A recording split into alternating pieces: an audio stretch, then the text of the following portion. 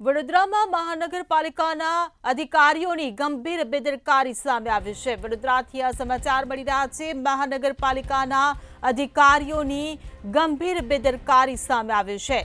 આત્મનિર્ભર ભારત અભિયાનના લીરે લીરા ઉડાવતા પાલિકાના અધિકારીઓ જોવા મળ્યા છે। લાભાર્થીઓને પ્રધાનમંત્રી સ્વનિધિ યોજના હેઠળ પાલિકા દ્વારા લોન અપાય છે। લોન લેનાર લાભાર્થીઓને મળવાપાત્ર સર્ટિફિકેટો બિનવારસી મળી આવ્યા છે। તો લાલબાગ પાસેના સેન્ટર હોમમાં બિનવારસી હાલતમાં જોવા મળ્યા સર્ટિફિકેટ। તો મોટી સંખ્યામાં પ્રમાણપત્રો બિનવારસી હાલતમાં મળતા અનેકો સવાલો ઊભા થયા છે। તો સર્ટિફિકેટમાં વેન્ડિંગ સર્ટિફિકેટ અને ધંધાના પ્રકારનો ઉલ્લેખ કરાયો છે।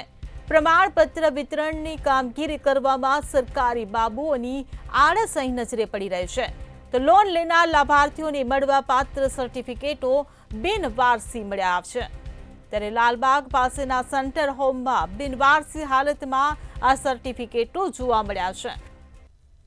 તો વડોદરાથી આ સમાચાર મળી રહ્યા છે। મહાનગરપાલિકાના અધિકારીઓની આ ગંભીર બેદરકારી સામે આવી છે। આત્મનિર્ભર ભારત અભિયાનના લીરે લીરા ઉડાવતા અધિકારીઓ જોવા મળ્યા છે। તો લાભાર્થીઓને પ્રધાનમંત્રી સ્વનિધિ યોજના હેઠળ લોન આપવામાં આવતી હોય છે, ત્યારે લોન લેનાર લાભાર્થીઓને મળવાપાત્ર સર્ટિફિકેટો બિનવારસી હાલતમાં મળ્યા છે। તો લાલબાગ પાસેના સેન્ટર હોમમાં આ સર્ટિફિકેટો બિનવારસી હાલતમાં જોવા મળ્યા છે। ત્યારે મહાનગરપાલિકાના અધિકારીઓની આ ઘોર બેદરકારી સામે આવી છે। તો મોટી સંખ્યામાં પ્રમાણપત્રો બિનવારસી હાલતમાં મળી આવતા અનેકો સવાલો ઊભા થવા પામ્યા છે। તો સર્ટિફિકેટમાં વેન્ડિંગ સર્ટિફિકેટ અને ધંધાના પ્રકારનો ઉલ્લેખ કરવામાં આવતો હોય છે।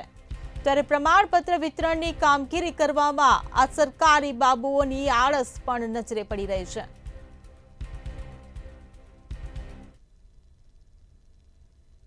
સમગ્ર રાજ્યની અંદર વહીવટી તંત્ર દ્વારા જે કામગીરી કરવામાં આવે છે, કામગીરીમાં ક્યાંક ને ક્યાંક આળસ, બેજવાબદારીપણું અને ક્યાંક ને ક્યાંક લોલમ પોલમ પણ જોવા મળે છે। શહેરની અંદર લાલબાગ ખાતે આવેલ સેન્ડલરની અંદર કેટલાક સરકારી કાગળો રઝળતી હાલતમાં મળ્યા છે।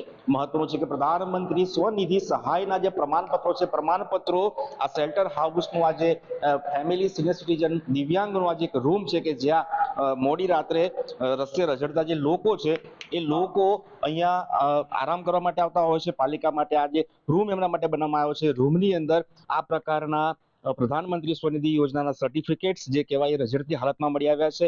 એક સામાજિક કાર્યકર દ્વારા આ સમગ્ર ઘટનાને બહાર લાવવામાં આવી છે અને ત્યારે આજે મહત્વના કાગળો કહી શકાય મહાનગરપાલિકા દ્વારા જે તે સમયે જે તે લાભાર્થી છે તેમને આ પહોંચાડવા જોઈએ, પહોંચાડવાની અંદર તેઓ ઉના ઉતર્યા છે અને આ બિલકુલ ગેરવ્યાજબી કામગીરી પાલિકાના કર્મચારીઓ દ્વારા કરવામાં આવી છે। પ્રધાનમંત્રીના નામ સાથેના જે સર્ટિફિકેટ છે, સર્ટિફિકેટો અને પ્રધાનમંત્રીના જે મેસેજીસના કાગળ છે એ બધા જ પેપરો અહીંયા રઝળતી હાલતમાં મળ્યા છે। ત્યારે આપણી સાથે સામાજિક કાર્યકર કમલેશ પરમાર છે। કમલેશ પરમાર દ્વારા જ સમગ્ર ઘટનાને અહીંયા બહાર લાવવામાં આવી છે। મહત્વનું છે કે પ્રધાન સેવકની સહી સાથેના આ કાગળો, શુભેચ્છા સંદેશો આ પ્રકારે શેલ્ટર હોમમાં મળી આવે ખૂબ દુઃખદ વાત છે। પાલિકાનું જે વહીવટી તંત્ર છે એમાં ક્યાંક ને ક્યાંક લોલમ પોલમ હોય એવું સાબિત થયું છે। ત્યારે કમલેશ આપની સાથે છે, કમલેશ સાથે વાત કરવાનો પ્રયાસ કરીશું। કમલેશભાઈ, શું છે સમગ્ર ઘટનાને આપના ધ્યાને કેવી રીતે આવ્યું, શું કહેશો?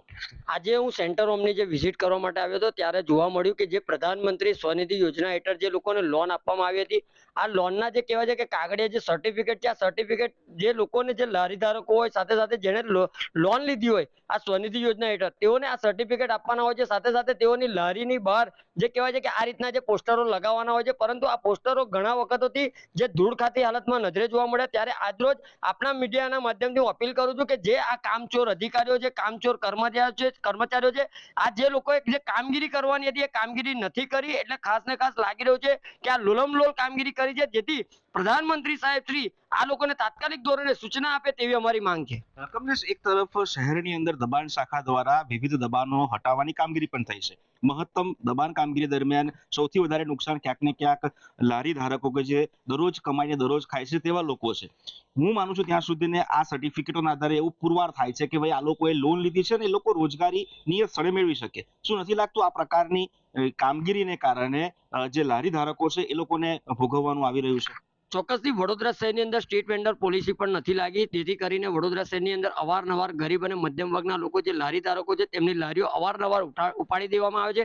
પરંતુ ખાસ કરીને જે માનનીય વડાપ્રધાન સાહેબ દ્વારા જે આ જે સર્ટિફિકેટ જે બનાવવામાં આવ્યું છે, આ સર્ટિફિકેટ એ છે કે મોદી સાહેબનો જે પોસ્ટર હોય છે, આ પોસ્ટરને ઉઠાવવા માટે આ લોકોને ધાકબીક લાગતી હોય તેમ પણ સ્પષ્ટપણે લાગ્યું છે. કારણ કે ટૂંક સમય પહેલે પણ અમે લોકો માનનીય વડાપ્રધાન સાહેબનું પોસ્ટર લગાવીને જે લારીઓ ચાલુ કરી હતી. એટલે ખાસ કરીને માનનીય વડાપ્રધાન સાહેબ જે સારી કામગીરી કરી રહ્યા છે, ત્યારે કંઈક ને કંઈક લાગી રહ્યું છે. વડોદરા મહાનગરપાલિકાના જે પણ અધિકારીઓ છે, આ અધિકારીઓ પોતે પણ લાગી રહ્યું છે કે કંઈક ને કંઈક આની અંદર ભ્રષ્ટાચાર આચરી રહ્યા હોય તેમ સાબિત થઈ રહ્યું છે. ચોક્કસથી એવું લાગે છે કે આમાં અધિકારીઓની નિગ્લિજન્સી છે, બેદરકારી છે, કેમ કે ખૂબ મોટી સંખ્યામાં સર્ટિફિકેટો મોદી સાહેબના મેસેજ સાથેના પેપર્સ અહીંયા પડેલા છે. ત્યારે એવું લાગી રહ્યું છે કે અધિકારીઓની આમાં ચોક્કસથી બેદરકારી છે.